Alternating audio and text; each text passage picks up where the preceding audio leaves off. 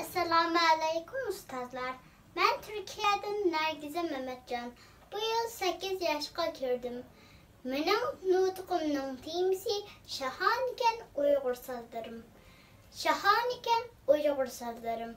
Bu yazlık tatil virüs sebebinden biz bolalar bağçalarımızın türlük dalı faaliyetlerinden dostlar ara yığılışıp oynaşlardan mehrum bolğan bir tatil boldu qarmaqqa. Amma bu tatil men üçün dünyanın her yerinden dost tapıdığan, yeni narsalarını öğrendiğan, en mühimi Uygurluğumni güçlendirdiğan, intayin mənilik bir tatil boldu. Çünkü men tatilimni Uygur Ana Til Tur Mektebi'den Edebiyat Tayarlık sınıfıda davamlık balam dep çakırdıgan güzel muallimning derslerini anlaş bilen ötküzdüm. Ders jarayonida muallim müzik açılışını yaxshi ko'radigan 3 saboqdoshni bir guruhga qilib do'stlashtirib qo'ydi va bizning qiziqishimizga asosan bir guruhga topshiriq berdi. Sizlarcha bizning topshiriqning temisi nimadir? To'g'ri, topshiriqning temisi Uyg'ur sozlari edi. Ders oxirlashgandan keyin anam bilan Uyg'ur sozlari to'g'risidagi materiallarni izladik. Men burun Uyg'ur sozlaridan dutar bilan javobni bilgachga Uyg'ur sozlaridan mushulardan iborat deb o'ylab qoldim.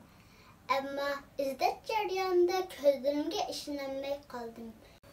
Çünkü üsteldeki besip çıkarılgan suratda men sanab bolalmagıdak çalgılarının resimleri turatdı. Vay vay, şunçadak uçak sazlarımız berkengu dep sekrep kettim heyecanda. Dostum, belkim siz işinenmey kaldınız bu deymen. Undaqda men sizge Turgun Yıldız tağının şiiridin bunun misrallarını takdim kılay. Öyle de berçe Uygur'un tutar tembir koçuk çıktaş. Nezar sarsan ısıl tamga sılgandır satar yandaş. Hıcektim dap sapaya calla çamlar beşida otkaş. Ularını kim çalar kim dep hıyaldın boğumsun çiğmaş. Çiçen sazende kadir işçi hem de kanım var. Bu şu çalgılar bilen Kireç Kösen tağının atlandıqdırı. Abdurrahim Heyit tağının yak ve ana tilimdiri. Melike Amansa Han'ın kılıdın Uygur mukamları, Davut Havut tağının taşvayları, Nur Muhammed Tursun tağının Hanlaylumdiri, icra kılığını diken emesmu. Sazlarının üstüde şunçılık çıraylık nakışlar var bulup, bu sazlar içinde çıkıp çaldıqanları köprek iken. Yani bir qancha talsimga o'xshaydigan narsalardan odamga huzur bag'ishlaydigan ovozlar chiqardi ekan. Ana shu sozlar orasida eng ko'p diqqatimni tortgan g'ijak bo'ldi. Chunki bizning uydagi skripkaga o'xshaydi. Bu ikkisining alaydiligi o'xshashmidir acaba deb o'ylab qoldim. Keyin bildimki, skripka bilan g'ijak shakl te o'xshashda qilgan bilan g'ijakda skripkada chiqarg'ili bo'lmaydigan ba'zi ahanglarni chiqarg'ili bo'ladi ekan emasmi? Bizning sozlarimiz haqiqatan qaltiskan. Gahida chilinib, gahida oylarga esib qo'yildigan bu shahona sozlarning ijodchisining bir farzandi bo'lganimga bek faxrlandim. Rost, sen shoh ekansan. Şahane ikensen ey Uygur sazlarım.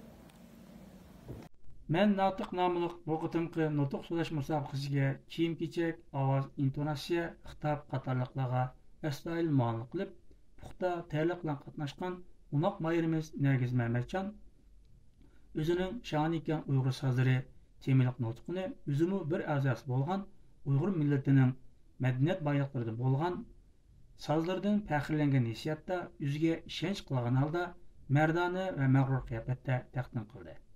Nutqini dunyoni jumladan Turkiyani virus qoplab ketgan bo'lishiga qaramay, ta'tilini intayin ahamiyatli va ma'nilik o'tkazganligini deyish orqali boshlagan Nergiza Mehmetcan nutqining temasini tanlashiga qiziqishdan iborat ilm o'rganishningki eng muhim ma'naviy qo'zg'atkichdan biri bo'lgan omilning turtki bo'lganligini, izlanish natijasida Uyg'ur sozlarining Uyg'ur millatining orzu armonlari, qayg'ulari, estetik zavqlari, dunyo qarashi qatorliqlarning ifodasi bo'lgan katta asarlarning ro'yobga chiqishida zo'r rol o'ynaganligini tu'nib yetib, Uyg'ur sozlarining to'limi qaltis, nafis va qimmatli ekanligini, bundan keyin Uyg'ur sozlarining qimmatini qildiganligini so'zlab o'tadi. Onun nutqida she'rdan iborat adabiy janrning ishlatishimi uning nutqining adabiyligini oshirib qolmasdan, shundaqla anglovchilarga estetik va badiiy zavq ato qildi. Mayerimizning Uyg'urlarning g'ol madaniyat boyliqlaridan bo'lgan Uyg'ur sozlarining qaltishlaridan, nafsligidan faxrlanishi haqiqatan övünüşkə tegishlik və qədirləşkə tegishlik ruhdur. Oşundaq əhəmiyyətli temini tanlaganlıq üçün Mahirimiz Nərgizə Məmərcanı qızğın təbrik deyirəm.